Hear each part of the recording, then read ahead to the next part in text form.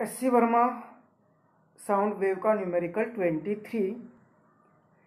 If the noise level in a classroom is in absence of teacher is 50 decibel when 50 students are present, assuming that on an average each student's output same sound energy per second, what will be the noise level if the number of students is increased to 100?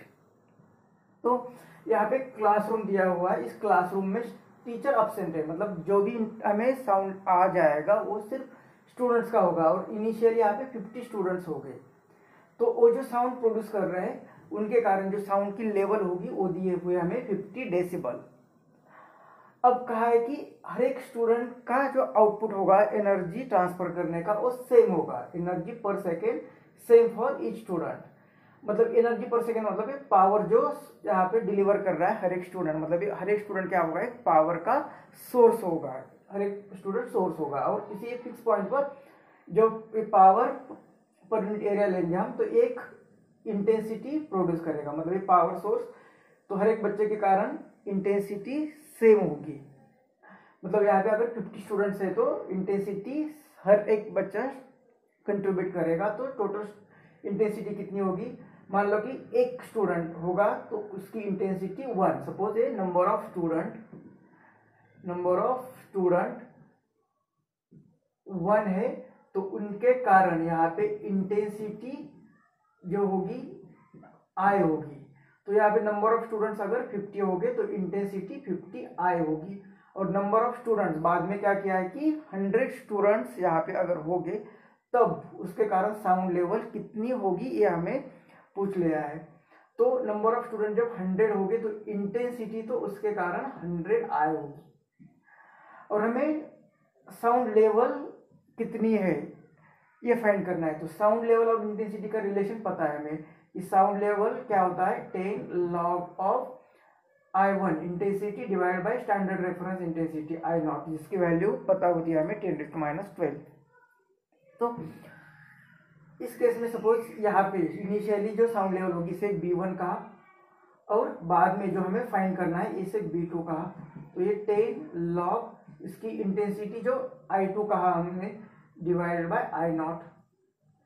तो ये दो equation से ये पता है हमें और ये फाइंड करना है. तो ये अननोन टर्म है.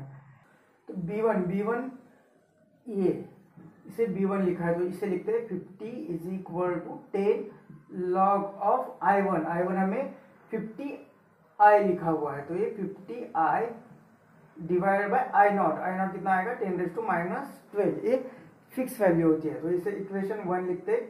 और B2 के लिए यहाँ पे फाइंड करना है, जो फाइंड करना है is equal to 10 log of I2 जो हमने 100I लिखा हुआ है divided by 10⁻12. Equation 2.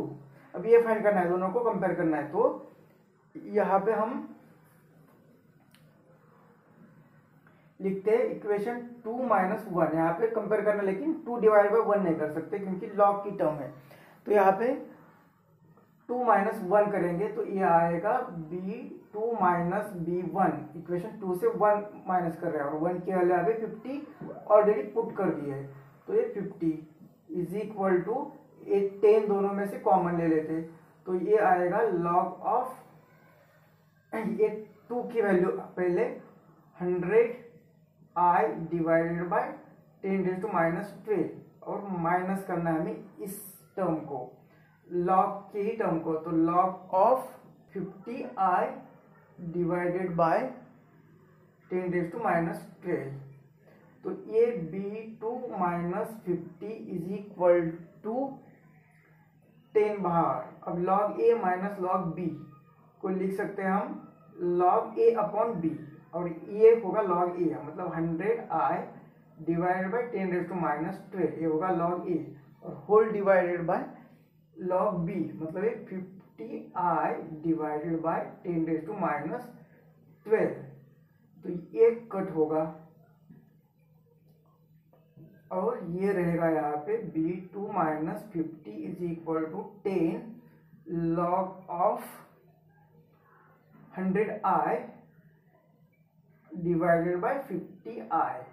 I cancel और 50 से डिवाइड करेंगे तो 2 log 2 a b 2 minus 50 is equal to 10 log 2 की वैल्यू कितनी होती है?